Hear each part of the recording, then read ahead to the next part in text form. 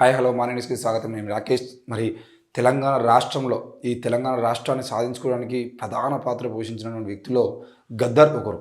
మరి అలాంటి గద్దర్ చనిపోయిన తర్వాత బీఆర్ఎస్ ప్రభుత్వం కానీ కాంగ్రెస్ ప్రభుత్వం కానీ అందరూ దాదాపుగా అన్ని పార్టీల రాజకీయ నాయకులందరూ గద్దర్కి సంస్మరణ సభలు పెట్టారు. చాలా గొప్పగా గద్దర్ గురించి మాట్లాడారు. అయితే ఆయన చనిపోయిన తర్వాత మొదటి విగ్రహంగా తెల్లాపూర్లో ఆయన విగ్రహాన్ని పెడతామని చెప్పేసి తెల్లాపూర్ గ్రామ ప్రజలు, మున్సిపాలిటీలో ఉన్నటువంటి వాళ్ళందరూ కూడా కార్పొరేటర్లు సభ్యులందరూ కూడా అక్కడ గద్దర్ విగ్రహ ఏర్పాటు కోసం ఏర్పాట్లు పూర్తి చేసుకొని అక్కడ ఒక చెరువులో మూలకి చెరువు కట్ట మీద హైవేకి పక్కన ఒక చిన్న ప్రాంతంలో ఆయన విగ్రహ ఏర్పాటు కోసం ఏర్పాటు పూర్తి చేసుకుని విగ్రహాన్ని నిర్మించి పిల్లర్ వేసి ఆ విగ్రహాన్ని పెట్టిన తర్వాత ఈ నెల 31వ తేదీన గద్దర్ విగ్రహ ఆవిష్కరణ ఉంది అని చెప్పేసి రాష్ట్ర వ్యాప్తంగా పోస్టర్లు అంటించి రాష్ట్ర వ్యాప్తంగా అన్ని విద్యార్థి సంఘాలు, ప్రజా సంఘాలను పిలిచిన తర్వాత ఈ తెలంగాణ రాష్ట్రంలో మొదటిసారి గద్దర్ విగ్రహానికి కూడా అడ్డంకులు ఏర్పడ్డాయి.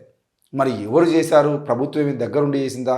అసలు ఈ గద్దర్ విగ్రహాన్ని అక్కడ పెట్టడానికి సంబంధించిన విషయంలో అక్కడ విగ్రహం మాత్రమే కాదు, మాకు తప్పకుండా మా తెల్లాపూర్ గ్రామంలో గద్దర్ సంబంధించినటువంటి కళాశాల లాంటిది ఒకటి ఏర్పాటు చేసి తప్పకుండా స్మృతివనం ఏర్పాటు చేసి ఇక్కడ గద్దర్ కళలు, ముఖ్యంగా జానపద కళని బతికించేటువంటి పోరాటానికి సంబంధించిన విషయంలో అది ఏర్పాటు చేస్తే ఈ స్మృతివనంతో పాటు గద్దర్ గలం సభ్యులందరూ కూడా కోరుతున్నది ఏంటంటే అక్కడ ఒక హాల్ లాంటిది ఏర్పాటు చేస్తే అక్కడ తప్పకుండా వాళ్ళు అక్కడ అన్నీ నేర్చుకుంటారు. జానపద కళలు కానీ గద్దర్ ఆలోచన విధానానికి సంబంధించిన విషయంలో కానీ వాటిని నేర్చుకునేటువంటి అవకాశం ఉంటుందని చెప్పేసి వాళ్ళు పోరాటం చేస్తున్నారు. అయితే ఈ విషయంలో ప్రభుత్వం మరి వీళ్ళు ఏం చేస్తారు, వీళ్ళతో ఏమవుతుంది అనుకుందా, లేదు అంటే అధికారులే కావాలని ఆ గద్దర్ విగ్రహాన్ని అడ్డుకునే ప్రయత్నం చేసిరా ఏదో తెలియదు. కానీ మొత్తానికైతే అక్కడ ఉన్నటువంటి తెల్లాపూర్ మున్సిపల్ కార్పొరేటర్ మొత్తానికైతే ఆ విగ్రహాన్ని అడ్డుకునేటువంటి ప్రయత్నం చేస్తున్న పోలీస్ అధికారులకు వ్యతిరేకంగా ఆమరణ నిరాహార దీక్ష కూర్చున్నాడు.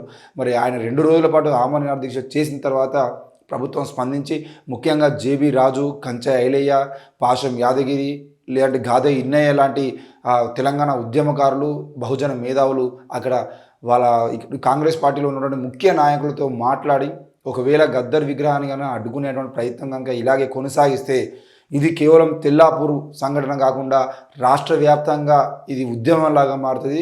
కేవలం రాష్ట్రమే కాదు, దేశంలో ఉన్నటువంటి గద్దర్ అభిమానులందరూ కూడా ఆ ఉద్యమానికి నాంది పలుకుతారు. మరి దయచేసి మేము జాగ్రత్తగా వార్నింగ్ ఇస్తున్నాం, ఇది ఇంతటితో ముగిస్తే బాగుంటుంది. ఒకవేళ గద్దర్ విగ్రహానికి కనుక పర్మిషన్ లేదు అని చెప్పేసి ఆ విగ్రహాన్ని తీసివేయాలనే మాట కనుక ప్రభుత్వం నుండి మాట్లాడితే ఎట్టి పరిస్థితుల్లో ఊరుకునేది లే అని చెప్పేసి వాళ్ళు వార్నింగ్ ఇచ్చిన తర్వాత నిన్న మధ్యాహ్నం రాజకీయ పరిణామాల మధ్య మొత్తానికైతే ఆ మున్సిపల్ కమిషనర్ గారు వచ్చి మరి ఆ కొల్లూరి భరత్ చేస్తున్నటువంటి ఉద్యమానికి ఆయన మేము తప్పకుండా మీరు అవి చెప్పినటువంటి హామీలు ఏవైతే ఉన్నాయో మేము ఇస్తున్నాము హామీలు, తప్పకుండా ఆ విగ్రహాన్ని మీరు ఏర్పాటు చేసుకోవచ్చు, 31 తారీఖున దాన్ని ఓపెనింగ్ చేసుకోవచ్చు. దాంతోపాటు ఇక్కడ స్మృతివనంకి సంబంధించిన విషయంలో మేము ప్రభుత్వంతో మాట్లాడి తప్పకుండా దాన్ని ఏర్పాట్లు చేస్తామని చెప్తే చెప్పడం జరిగింది. అయితే ఇక్కడ మనం గుర్తుపెట్టుకోవాల్సిన విషయం ఏంటి అంటే ప్రభుత్వానికి తెలియకుండానే గద్దర్ విగ్రహాన్ని అడ్డుకునేటువంటి ప్రయత్నం అధికారులు చేసిర్రా?